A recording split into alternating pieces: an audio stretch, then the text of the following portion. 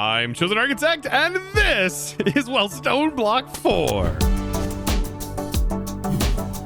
Yes, more Stoneblock 4, and I tell you what, today we are going to be exploring loads of automation. And in doing so, we should be able to get out of Chapter 3 and finally make the Catalyst happy by making the advanced machinery upgrade. And in doing so, we'll finally make my life a whole lot easier, allowing me to, well, get into advanced AE and actually make the reaction chamber. Yes, the bad boy that makes all of our crafts so much easier, allowing us to make fluid crystals, many things, and also replicate a few things as well constantly, which could be really nice, such as intro crystals. We won't need this janky setup anymore. So I hope you're strapped in and ready, because we're going to be diving from mods between industrial foregoing, actually additions, and even a little bit of Oritech. And everything in that list is going to be automated within this room right here.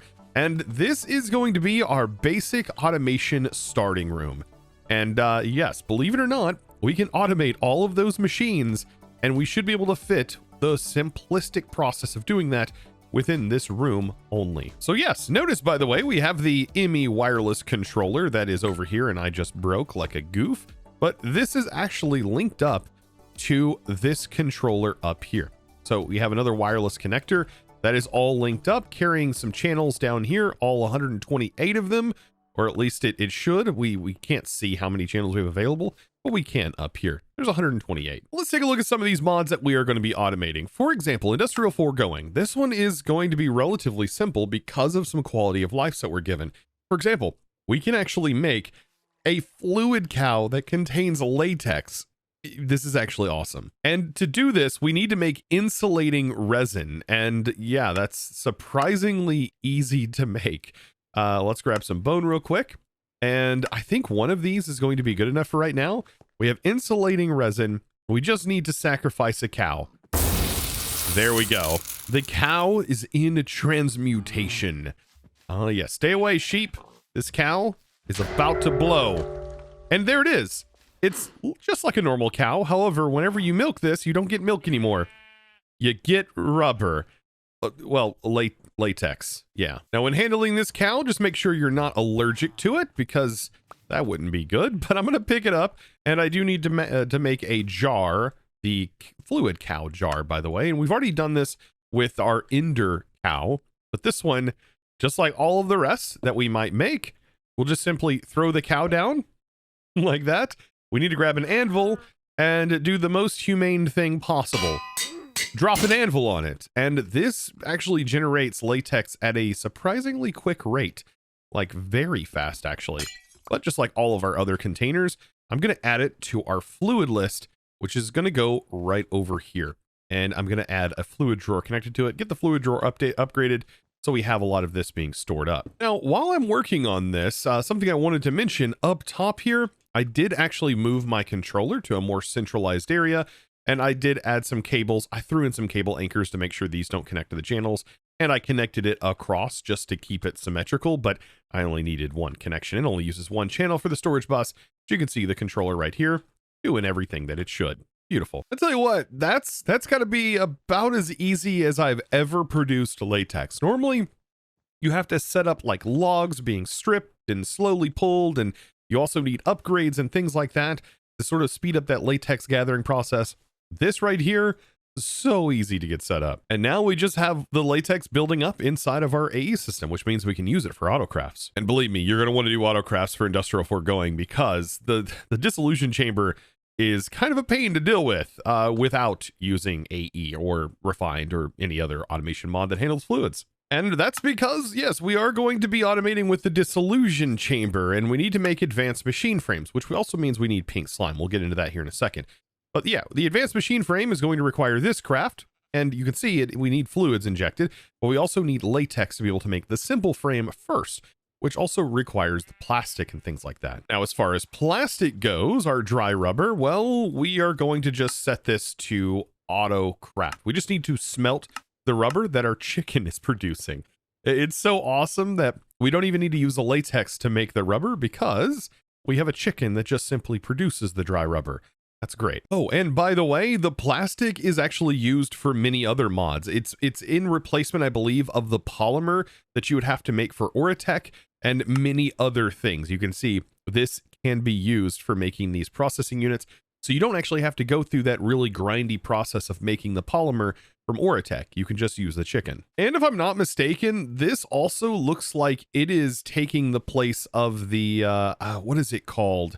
Plasti dip, I believe, the Plasti dip sheets or something like that. That is actually a part of immersive engineering, and it's normally quite a process to go through that. And we can just make advanced electronic components, like if you wanted to do anything immersive engineering related. Yeah, the sheets that would have required the phenolic resin, I do believe. Yeah, this stuff right here, which has quite the chain. Now it does want me to make the mob slaughter factory, which is kind of nice. Like, it is nice to have this up and running, but we can't really use it all that well because we are going to need a few things in order to make this actually usable. So now that we have this, it would be a good time to also make that dissolution chamber, right? Because this only has a measly range upgrade of literally 1 block in front of it. But you know what? We might be able to use that to our advantage the more I think about it. But I mean, I would prefer to be able to take out more mobs at once, and we can use our existing mob farm to be able to do this. Yeah, I'm definitely going to make those range upgrades. But yeah, you could put this underground based on its range. And so you could put it like right here or over here and kind of have it underground. But you know what? Better time. There's no better time than now to be able to make this dissolution chamber. We're going to need all of the bits and pieces, and we're going to go ahead and automate this thing anyways. We need this set up. Now, automating the dissolution chamber really doesn't require too much. We do have to give it a power source, and then we just need a pattern provider that goes directly on top. So I am going to set my cables right here. And then inside of the machine, the only thing we need to configure is the output. So this orange section right here, or the output tab, we're going to want to make sure the top is just set to push. So that way the machine automatically pushes the things back into the pattern provider. And thankfully, there's not really much else we have to configure. All we have to do now is just assign our patterns. For example, the simple machine frame, that pattern looks like this. We just make the pattern, nothing more to it, just making sure we have all of the products to make it. And then we just simply toss it in, and voila, this machine is done. And we can just make anything we want from those patterns. Now, some things that are pretty useful is definitely making the upgrades, which we're going to work on that here in a second. But I want to make the range add-ons first. So let's go ahead and figure that out. I think like maybe a range add-on of, let's just say 3 should be good for right now. So we'll build the pattern for a range upgrade of 3, place that in here, and now we can just simply craft it. We are missing glass panes apparently. That's fine. We can just make a crafting recipe for that. And because of everything that we've set up already, we can easily just throw that in.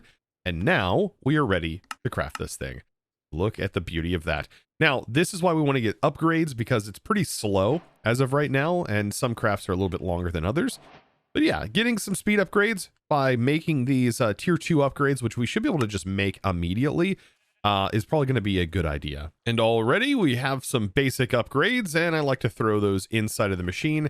And we're actually going to use these too for our mob slaughter factory. Now, the mob slaughter factory unfortunately doesn't have a lot of customizability when it comes to its actual working area, but I can put this in, and that does increase its working area quite a bit. And even though it is outside of the area, I shouldn't have to worry too much. I mean, maybe if one of these random piggos were to stroll over here, it might take it out, but I think that's going to be fine. And this area is covered for the most part. Let's also add our speed upgrades to make it go a little bit faster. And we are going to need to power it in some way. And I'm thinking where it's currently positioned might make that a little bit difficult because there is some redstone. So you know what? I'm actually going to move it. And we're going to move it right about here. And that's just so I can simply power this thing. Beautiful. Now, we are going to use some fluid drawers on this. And having it underground, I think, is going to make this work a whole lot better. So we'll throw our upgrades in. Our range upgrade, we can see that that is easily going to be able to take out any mobs that's nearby. And as of right now, I am pretty full on the regular mob farm. We may turn this back on, but both of them should be able to run simultaneously together with no problem. So let's make fluid drawers. And as soon as we have 2 of those, we should be good. I'm going to place one here, and then I'm also going to place one right here.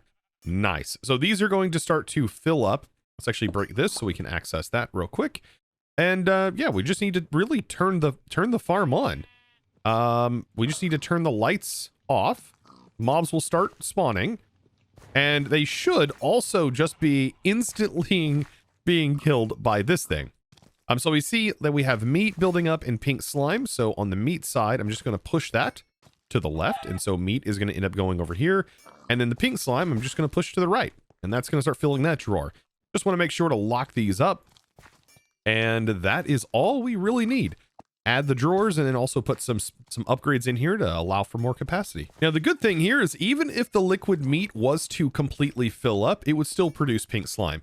Now, because this is a hostile mob farm that it is working off of, it doesn't produce as much pink slime. If you really wanted to produce a ton of pink slime quickly, you would probably want to use passive mobs, but that comes with a challenge all of its own. But with the speed upgrades and stuff in here, this farm is going to run just fine. And I've also set this to run with a redstone signal, so we can shut this off if ever we want to make sure we maximize our mob farm. And so now it is going to be running. We should see mobs actively just disappearing. If we don't see it, of course, we can always pop in here and just make sure that is running. Notice without it, it just stops its progression. And with it, it's going to continue running. That's exactly what we want to see. And so now we've essentially set up the basis of everything industrial foregoing. I'm not even kidding. That is how easy it is to get started with industrial in this pack. Very, very crazy easy. And now if we do industrial, we can see our frames, and we do need 2 of these advanced machine frames. So you know what? Let's go ahead and craft 2 of them. Looks like we need to also make sure we can craft nether brick. We have a chicken that quite literally supplies everything we need there. So yeah, it's just another smelting recipe. Perfect. With that fixed, we then send the ingredients. This bad boy is going to be crafting up as fast as it can currently without any acceleration. And that is those recipes done. And we have now crafted the things that we need here. Beautiful. Now, just to make the quest happy, I do have to have plastic in my inventory, and perfect. All of that handled with AE. Nice and beautiful. So now we've got this already done. So now we should probably work on automating, well, actually additions. This is actually not too difficult, but is actually going to use some very interesting mechanics from another mod, or maybe 2 mods actually. How about we dive into modular routers, and we also dive into a little bit of just dire things. Yeah, as I've recently discovered, there is a very, very fast way of automating this stuff. So now, first things first, let's automate the atomic reconstructor, and this will allow us to automate any recipe that utilizes the atomic reconstructor.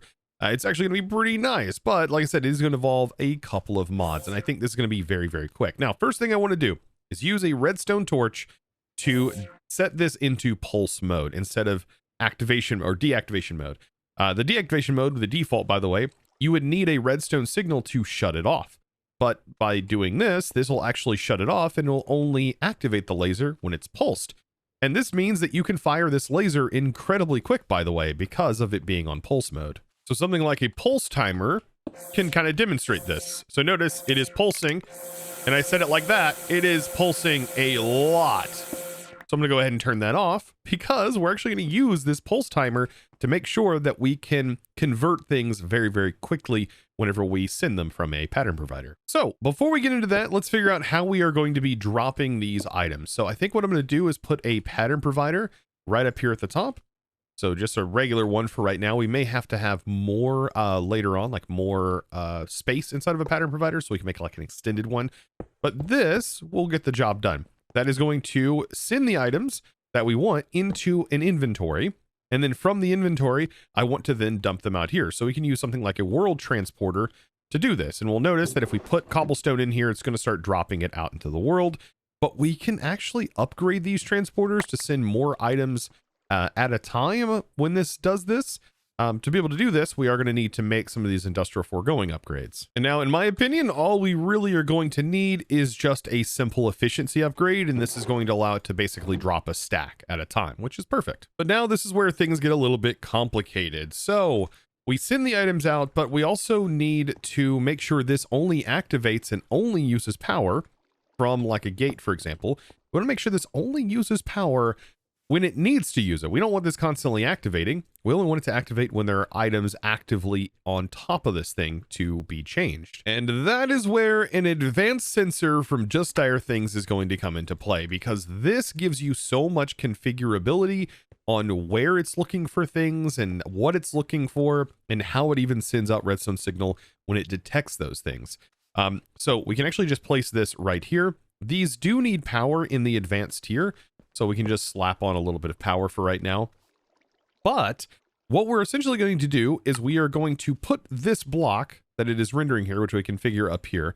We are going to put this, as soon as I can figure out the direction that we want it to go. Perfect.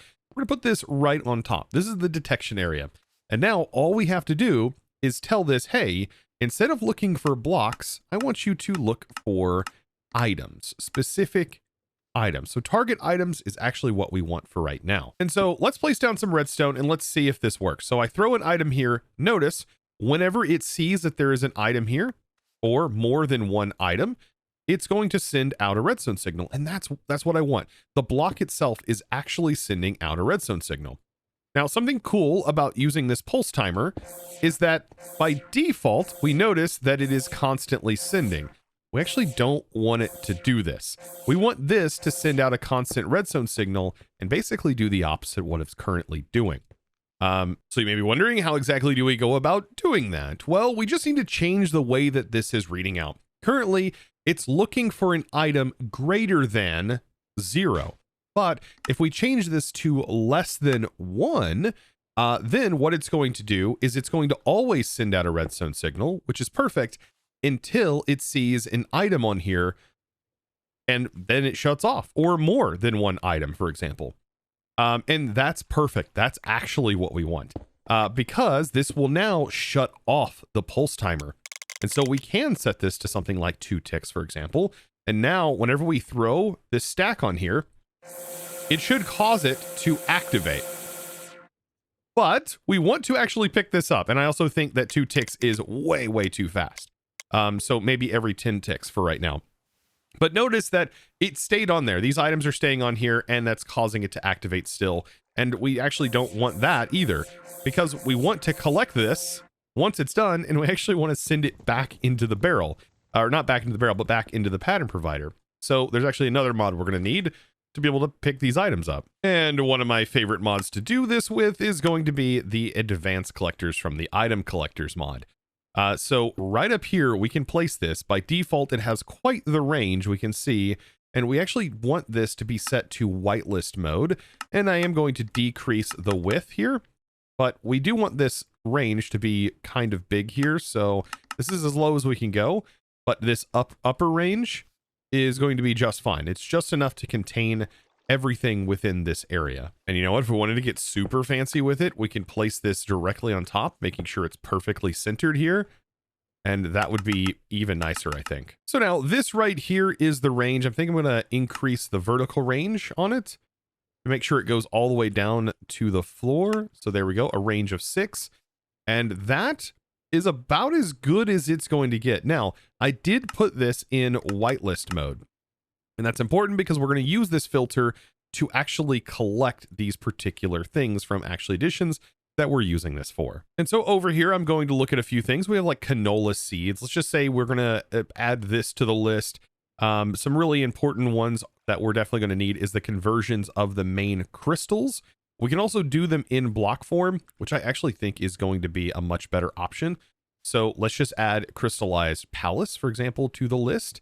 I'm not actually going to do the aesthetic things. I think that's going to be fine without that. But I do want to add all of these block conversions here, basically converting to like a Nori and then Redstonia crystals. I think that's going to be some of the best things we can do here. But that's basically it. I think that's just about all the blocks that we need to add to this. Now, I don't think with this, we can just toss it directly, but I can do something like that. Get it already converted and just simply add it to the list here. Now that right there is looking mighty fine. This whole thing is just about ready to go. We just got to get it connected in with a cable. So I'll just run a cable over here. That should be just fine.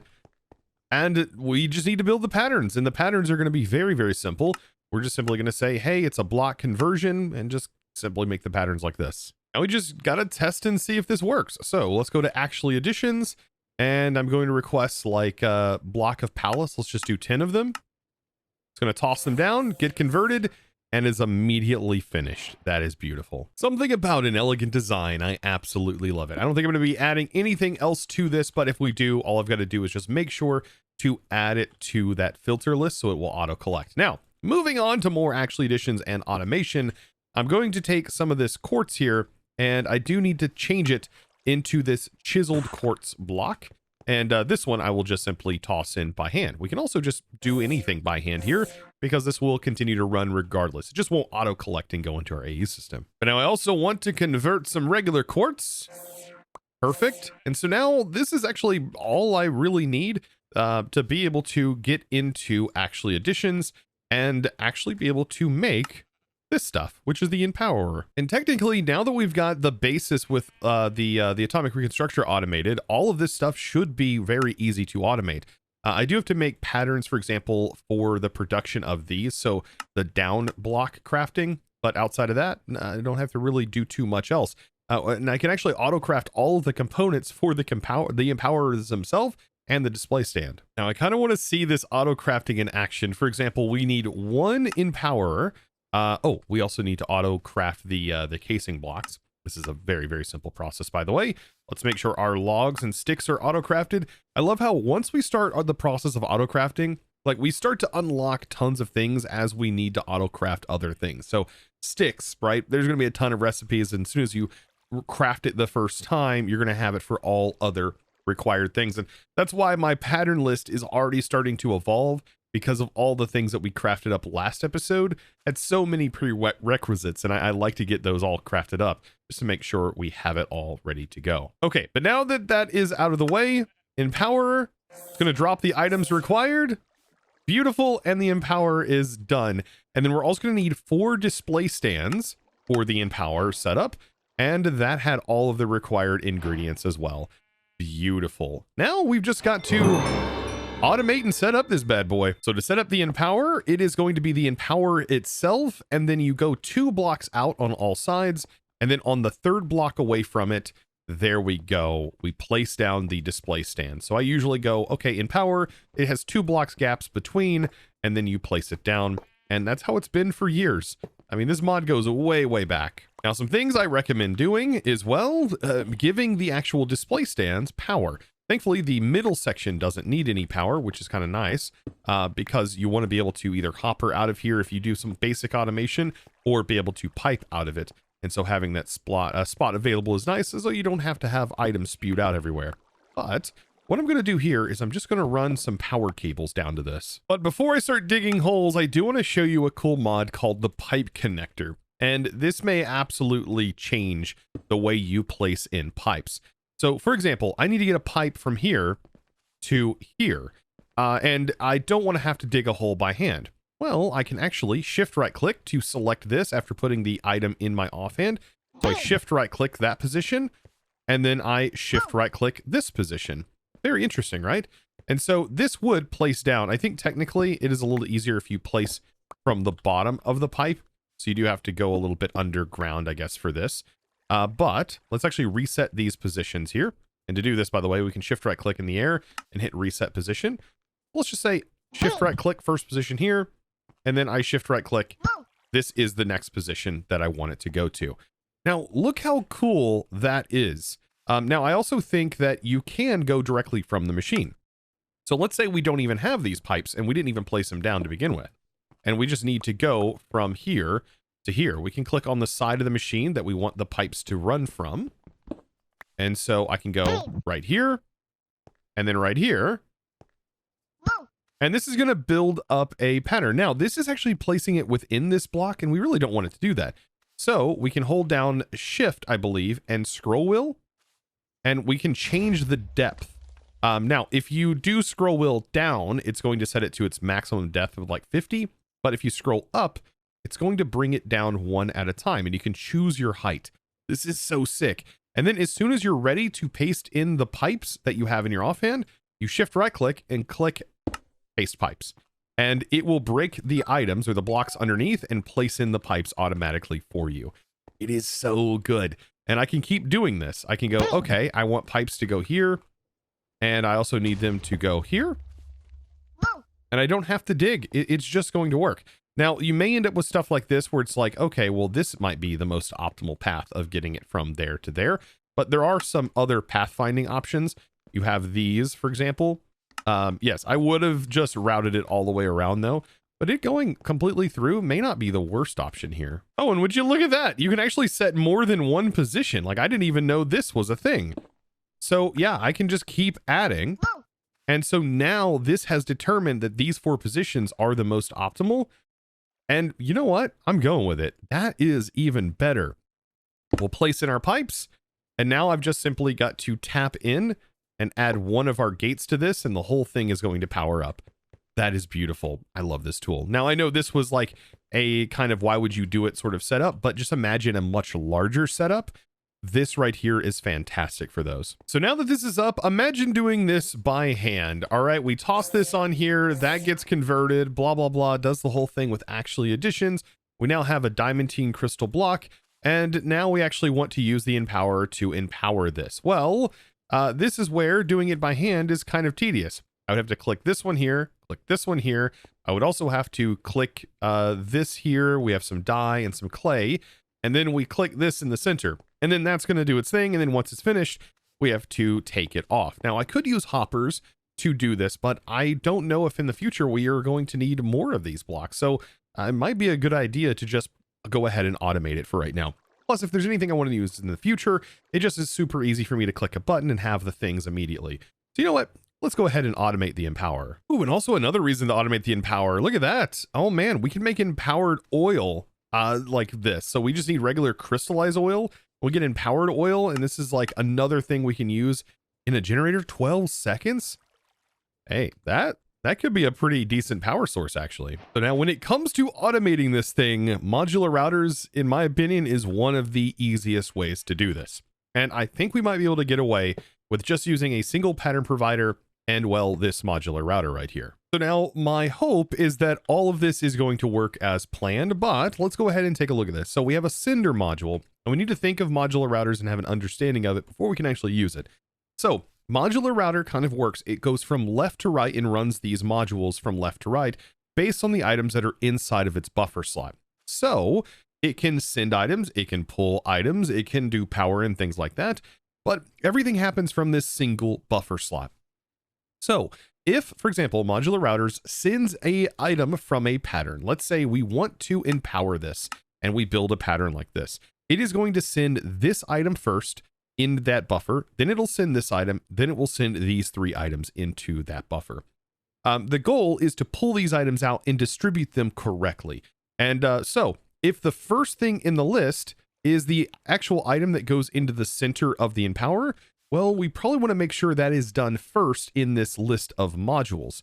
So a Sender MK2 can send wirelessly. This is a Mark II module. And so we just need to select where we want it to send, and that is now going to send there. But we shouldn't have to worry about filtering, I don't think, for this, because we are going to limit our pattern provider, and we're going to put our pattern provider in what's called locking mode. So that way it will only send one set at a time. And that way we shouldn't have to worry about this whole thing flubbing on us. This, we don't even really need to filter, I wouldn't think. Because once it has an item in here, well, and when it runs through another cycle, when another item comes through, there actually won't be any items for it to cycle through, which is going to be kind of nice, or a place for it to go. So let's go ahead and put that module in there. It's basically already defined. It's already going to send what goes into this buffer slot. And just to be able to show this, if we go into actually additions, and let's grab a void crystal block, and I put that in here, we'll notice the first position that it gets sent to is the actual empower. Beautiful. So first step is done. Now the next step, I actually want to send items to all of these pedestals, but we don't want to have multiple cards in here. Instead, I want to use what's called a distributor module, which can send and receive items, by the way. But what we want to do here is transfer from the modular router out. So we want to transfer out of the router. And round robin is honestly going to be fine for this situation. And we can select multiple places that we want to send items to. And this right here now will send from this card to all of these places. And this will be the next step in the list. But remember, we actually just looked at, for example, the palace, right?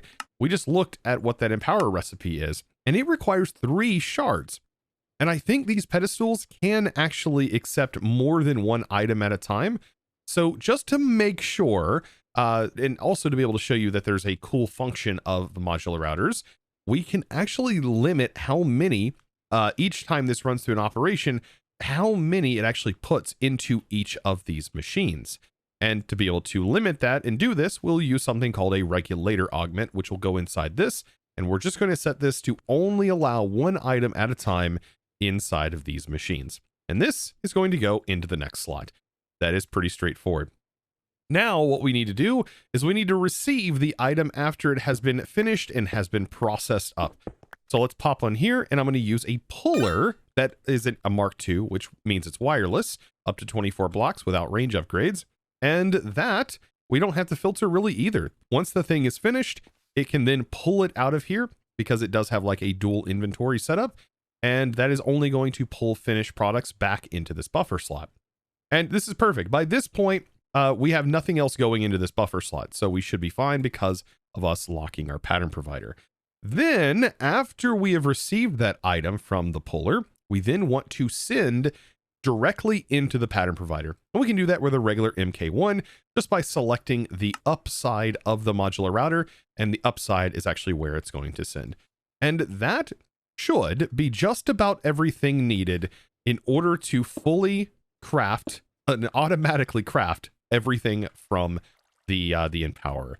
So now it's about time to test this bad boy. And since we were talking about empowering the palace crystal block, let's go ahead and make this actual pattern. The pattern is going to look very much like this. It's going to use some cyan dye. All of this we're generating from chickens. And let's go ahead and test crafting a couple of these. I think that's going to be a good idea, and test to make sure that everything is working. Now, something to mention, when it is in locked crafting mode, you do have to make sure that the items that are crafted get returned back into that pattern provider. And this is very specific though to this locked crafting mode. Not necessarily the same for blocking mode, but it is required for the locked crafting. Otherwise, your pattern provider will not unlock itself. It is something that you have to keep in mind. So let's go ahead and do this. We should now see this recipe as soon as we add a cable to this. You know what? Actually, we can just connect directly in. I love that we can do that. And now we should see empowered. Let's go ahead and craft 2 of those. It's going to be slow at inserting the recipes, but notice that it just is going to work. Ooh, so I hoped. I'm wondering why it only sent those few. Did the recipe only say 2? Did I accidentally click something wrong? Because it should say 3 in the pattern, and it does say 3 here, but it looks like it only sent 2 shards. That's so confusing. Now, when a craft like this fails, we can actually get into here by going into the crafting status, and we want to hit cancel to make sure we cancel that craft. I'm going to pull these back out. I'm going to try this again and see why it only sent 2 shards. I kind of have a suspicion, but yes, I think it has something to do with the fact that we have this cinder module at the end, and the items did make it into the buffer, and this loop that was going through just so happened to be towards the end, and that kind of broke it. Usually I divide this up, but I wanted to see if this would work. Now, something we can do is make sure that the cinder module here is whitelisted and filtered to only the things that we are empowering. And that's not super hard to do. We can just go here, we'll say empowered seeds, make sure this is set to whitelist mode, and then make sure we just drag in all of the things that we are empowering. And thankfully there's not too many of those. Now I will say, if you do need more filter slots than you see right here, there are filters you can actually craft, and then you can fill those out and literally place them in, and everything inside that filter will be considered part of that filter list. Just wanted to mention that. But I mean, sometimes this is trial and error. So now we have that filtered, so that should only ever send out of this buffer slot back into our pattern provider those items. Now we do have to relock and unlock this this setup, but now let's retry this. Okay, so 2 empowered, and now this should be successful. There's that, and there we go. Beautiful, exactly what we want to see. It does take a little bit of time to craft up these empowered blocks. I do find it funny that it seems like it takes just about the same amount of time as it would take for a singular item to do the whole block, but yeah, nothing really speeds this process up, I don't think, other than maybe sending more power. But this is as fast as it's going to go. There's no upgrades for this. All right, so that finished, and then it sent the other set, and beautiful. We now have it auto-crafted. You know, I can kind of pat myself on the back for this. So I guess now we just need to go in here and just build the recipes for everything, making sure we have all of the required ingredients for it, and so on and so forth. Now, to get rid of those lasers, all we have to do is a couple of things. I kind of wanted to use this chronotron glass. We can actually camouflage the modular router to be this by placing it inside of the upgrade slot. You can see there's the chronotron glass. And then to get rid of the lasers, we just need to put muffler upgrades inside of the modular router. And that actually stops it from making sound, but it also stops the lasers from shooting, which I also think is kind of nice. All right, so we're really moving along here. Now we've got this automated, the actual edition stuff. Now it's time to move over to a little bit of Oritech. And we really don't need too much of Oritech in order to get this running. I just want to get some Autocraft set up and some basic steel production we already have up and running. But we do need to craft the assembler, and there's also some other things that we are going to need to be able to move forward. We're going to need to be able to make processing units, which also requires carbon fiber strands. These are actually not too difficult to make either. Now, Oritech is pretty interesting. I'm actually going to grab out the pulverizer, and I'm going to also autocraft a centrifuge real quick, because we do need to get those carbon strands started. And also making an assembler, we should be able to easily handle that too. But just because we crafted these doesn't mean that they just up and work. For example, to be able to use the centrifuge, well, we actually need more than what it kind of looks like. So I'm going to place the centrifuge right here, and we need to use some sort of machine core block. And we can actually just right click it on here and then click. And that is actually going to build the machine. It's kind of cool. I kind of like the way that this whole mod works. Now, the pulverizer is a different story because it actually does just sort of work. It's a singular machine, doesn't really have anything going on with it, no upgrades or nothing. But we are going to need both of these in combination with one another. And I am going to use some applied energistics to sort of automate these processes. But let's also place down the assembler. The assembler looks a little bit like this. So I can place this on the wall, I can right click it and then click it, and it's going to form a machine too. These do need power, by the way. So I'm going to use like some gates for right now just to give them some basic power.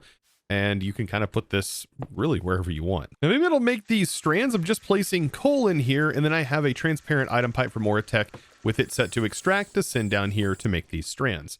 So what I want to do though, is I want to send the items in, and then I want this to go back into the system, but I want it to stop once it hits a certain amount. Now to be able to do this within Applied Energistics, we're going to use something like an export bus right here. And this is going to be what sends the products in. That's perfectly fine. And we're going to export coal. So let's say coal, for example, is what we're looking for here. And we want to make sure to constantly send this some coal. Now, this is going to start going up. We shouldn't have to upgrade or anything like that. But the process is taking part down here, and we're actually receiving an item. So down here, we want an import bus to pull in the carbon fiber strands into our Applied Energistics system.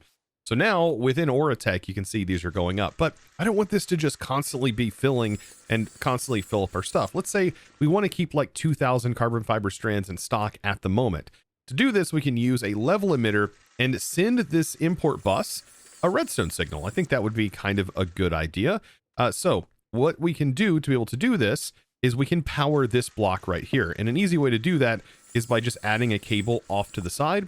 And then we can put a level emitter down here. And the level emitter lets us see everything in our Applied Energistics system. For example, we can take a look at carbon fiber strands, and I can put this in, and now it's looking in our system for carbon fiber strands. And currently it emits a signal when levels are equal to or above or equal to this limit. The limit is currently set to 0. Now, we can't really redstone control this at the moment because we don't have a redstone card. But as soon as we put a redstone card in here, you can see we can adjust this. So we can have it active without a signal, which is one of the first settings. And I think that is perfectly fine to keep it active without a signal, or you can even set it to active with a signal. Now, active with a signal is going to change how this level emitter is going to work, by the way. And also, I think what I want to do is I want to take this cable and put it here, and then I want to place the level emitter right here. There we go. So now the level emitter is directly sending to this. So right now it is active. It's perfectly fine. It is on and is going to be on currently, but we are going to have to get this to where if it does get to a certain amount, we need it to shut off. So emit when levels are above. So by default, that is the setting that we want. We can say 2056 or 48 or whatever you want to set this to. And once it hits 2048 and goes above, it says it emits when levels are above or equal to limit. That's actually not what we want. We want this to be reversed. So emit when levels are below limit. So that way, whenever it shuts off, it's also going to shut this off, considering the input is only going to work. It's only going to be active when it has a signal. Hopefully that's not too confusing, but this is how you can limit things within your AE system. It's just one of many ways. And in this episode, I'm trying to show off as many cool automation tips and tricks as possible. So essentially what you see here, to kind of sum everything up, this is going to stop sending items into our storage when this value reaches 2048. You know what? I think for right now, I'm just going to set this to 8,000. I'm going to want like 8,000 in stock, possibly. And we may need more in the future. You can also, by the way, just use functional storage, which I do find to be really useful in situations like this, where we're infinitely producing things. So now we're almost ready to go. Okay, so in the quest book, it now wants us to make a Enderic laser. This is how we're going to get a couple of other things. The laser is going to require this lens, and this lens requires assembling and also requires the compound here, Enderic compound. So we are going to have to send something like Ender Dust into another one of these to be able to produce that. Now for the other side, we're going to do a very similar setup to this, but however, because we don't have this extra step, I can use a very fancy import export bus from Advanced AE. And this allows us to not only export items, but also pull the items back into the system all within one central device. This is great. So this one, we need to send Ender Dust, but this is also something that needs to be crafted. So if I run out, this is actually going to request a craft to make sure that we can receive it. And so this is going to send Ender Dust into here, but it's also, when crafted, is going to pull this back into our system. So since it is pulling back into the system, I do want to make sure that we limit how many of these we also have in stock, doing the same system we did over here. And now we can do some simple auto crafting. For example, inside of this machine, we can set this to blocking mode, and we can have an importer over here that automatically pulls the stuff back out. Or we can actually limit our cables even more by just placing this directly on top. I think that also might work. And then we just have a cable that runs up to this. Like something like this, right? That can inject the pattern into here. And then we'll have this pipe that automatically pulls the product that finishes back into it. Like I said, making sure it's set to blocking mode. And we're going to need this. For example, this lens right here. It is going to take a few seconds for it to craft. But yes, we're currently doing this on a request crafting. In the future, this is actually going to all be passively being crafted, or at least that's going to be the idea. That's how I really like to set up Oritech, but I want to wait until we have some basic infrastructure to be able to do that. Now, to just make sure this works, let's go ahead and craft up the lens. Let's just say we want 10 of them for right now. It's going to pull all of those ingredients. It's going to start doing the craft, and it places it in, ready to go. Look at that. And now the reason I did blocking mode is because of the way this grid is configured. We really want to make sure that we only send one set at a time to make sure it doesn't overfill this with like random things. Maybe it sends too much compound and it doesn't give enough room for the adamant ingots. So yeah, you got to make sure that you block it somehow. And now the only other thing we're going to need to autocraft is going to be making processing units. So this is another thing that, like I said, I want to have passive later on. But for right now, it's just nice to have just for some simple request crafting. Specifically, since we need it for the target destinator, we only need one of those. So I'm really only going to select and craft enough for one. But yeah, it's got to throw all of these items in to be able to make this. And there we go. We are basically making just about everything we need for the Oritech machines. Oh yeah, that's right. Oritech machines. What are we making again? That's right, the flex gate. So we do need this laser set up. And that's why I'm working on all of these processes. Beautiful. I now have the Enderic laser. That is all crafted up. And now we've actually got to put it to work. So this is where things get a little interesting. We are going to need budding amethyst in order for us to produce these materials. So I'm going to have just a regular Enderic laser, and I think I'm just going to place it right here for right now. We do need a core on top, and it needs to be assembled. And these are the lasers that we actually seen in, I believe, like the fabricators area, one of the echoes area, that they follow you. These things are so good for decoration, but they also serve a functional use too. And that is that they can harvest amethyst. And so I'm going to place the amethyst bud one block down from here. So it's going to be hanging from the ceiling like so. And we need to use the target destinator to link to this. So shift right click, and then we shift right click here. And that is now actively targeting this amethyst bud. And after this, we just need to give it some power. So we can use our gates. And I'm going to power it actually from the bottom to make this a little bit cleaner looking. There we go. And as soon as we do this, it is going to kick off and start working. And as soon as it harvests buds, it's going to start generating fluxite. Now, there's a couple of ways we can generate fluxite besides this. There's special amethyst silverfish that you can actually get. And for some reason, if you wanted to do this, you could make it by using the particle collision. I don't know why you would want to do that, but the silverfish might be a great way to generate a ton of this in the future. But for right now, this is how I'm going to do this. And I'm actually going to be just sending this, I think, into a drawer. I think that's going to be one of the best ways of handling this. Because I don't want to mess with the look of this area, I'm going to place this drawer underground, and I'm just going to power this from the side there. That kind of fits as well. And yeah, we'll put a functional storage drawer down here, and I'm just going to have a pipe sending it down here, so that way our storage can access this and I can upgrade this. This just infinitely produces these materials. So now the last thing, we just need to add to the assembler that we have a Autocraft that uses that fluxite. Throw it in there, and we can now craft that material. Now, this is the basics of Oritech, and I mean the super basics of Oritech, because these machines are technically meant to expand. That's what these ports are for. You actually put higher tier machine cores in here, and you can add upgrades. And the upgrades are physical. They're not like an item card that goes in here. They actually go into the world, and you sort of expand on your machines. I can't wait to dive deeper into Oritech. It's going to be a lot of fun. We are going to need a bit more space, and I plan on definitely giving these machines some more space. And that's what these hallways are for. I do plan on opening these up and giving myself a lot more space, which is going to be very, very nice. And also, the power that this stuff generates, woo! Now that we have the basic machines here, we can make basically all of the machines to get ourselves some real good power up and running. Oh, by the way, there we go. There's our last flux gate. And that, my friends, is just about everything we need now to make the World Engine Advanced Machine Blocks. And there we are. That is everything needed for this next tier World Engine upgrade. I've got it all crafted out, ready to go. And so, as soon as we place this in, it is going to kick off. And this is one that I don't know if I'm going to need to set up auto crafting patterns for. But as of right now, this is functioning as I would expect. Beautiful. After all of those were crafted up, oh boy, here we go. Look at that. World Engine Advanced Machine Blocks, all 16 of them that are required in order to upgrade our setup. Very nice. And we had a random reward. Please give me something really powerful, really good. Oh, I would say that's pretty good. That's a gem armor chest piece. Oh, and it's God forged. Oh, that is 48% armor bonus. Oh, and it has 4 sockets. Okay.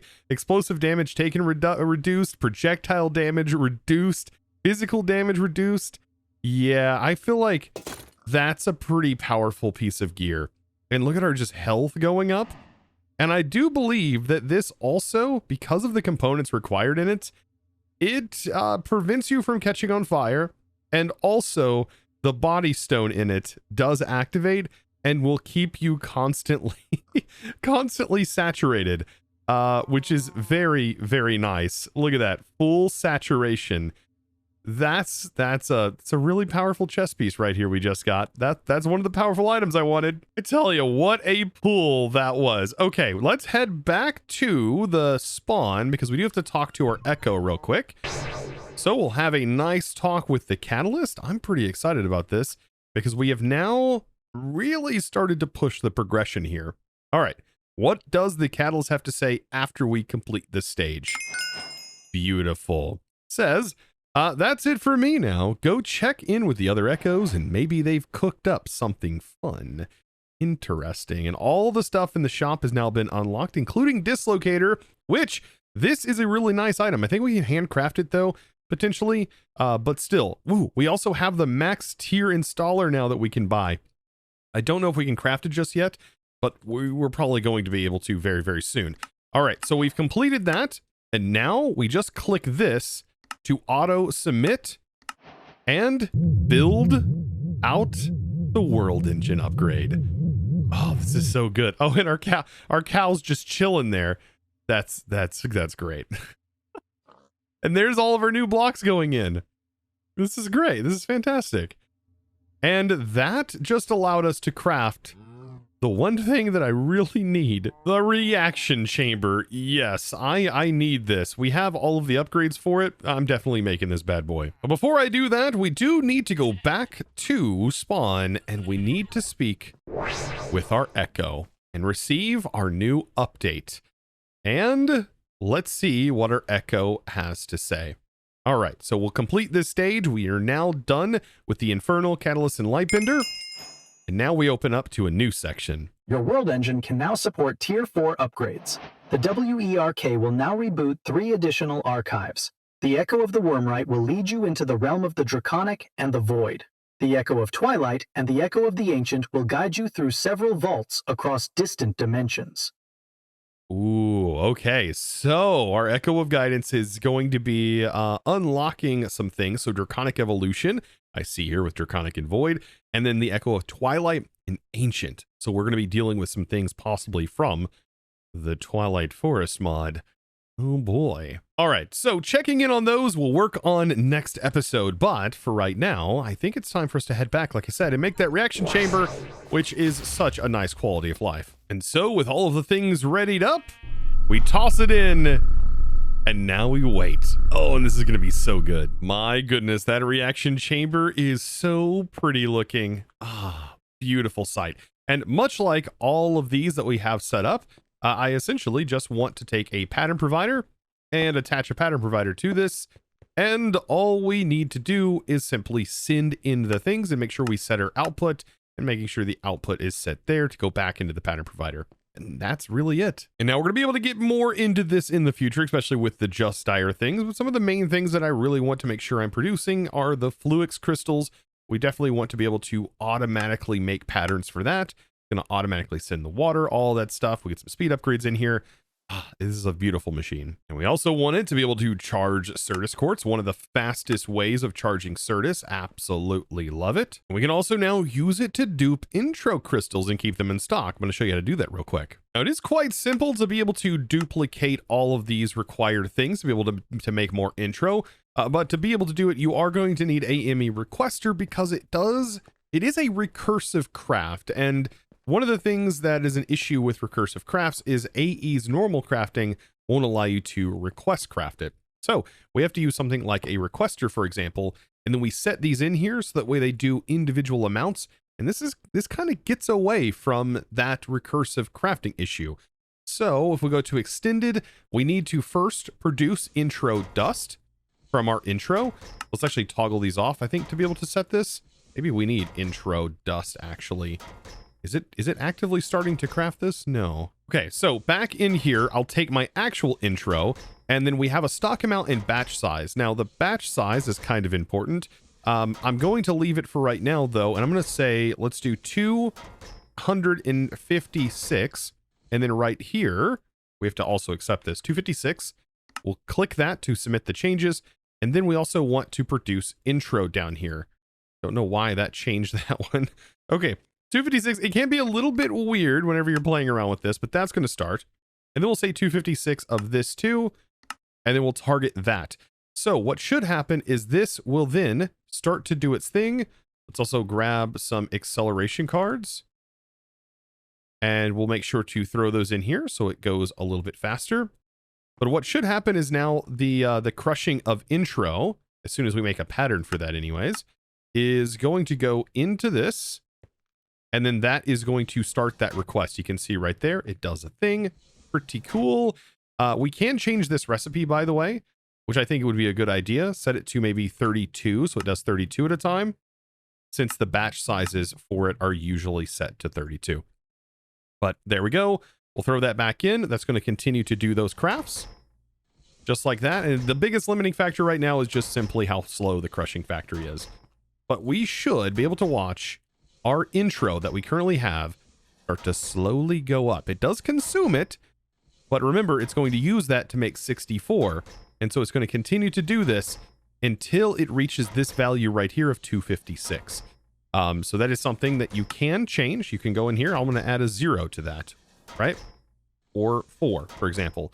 And I'm going to submit that. And so now it's going to build all the way up to 2000. It's going to keep looping that over and over again. And this is why this reaction chamber is so good.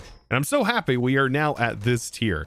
Oh, this makes life so much easier. And now I tell you what, if you didn't learn something in this episode, man, you must have fell asleep, because my goodness, there was a lot we automated today. And so if you did enjoy today's episode and you learned something new, make sure you're subscribed. Click that subscribe button if you haven't already, and give this video, guys, a huge thumbs up.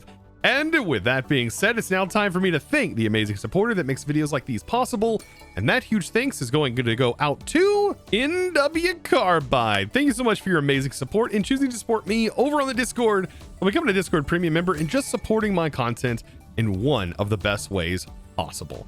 You absolute boss. Thank you for going above and beyond. And guys, I look forward to seeing you all in the next one. And as always, thanks for watching.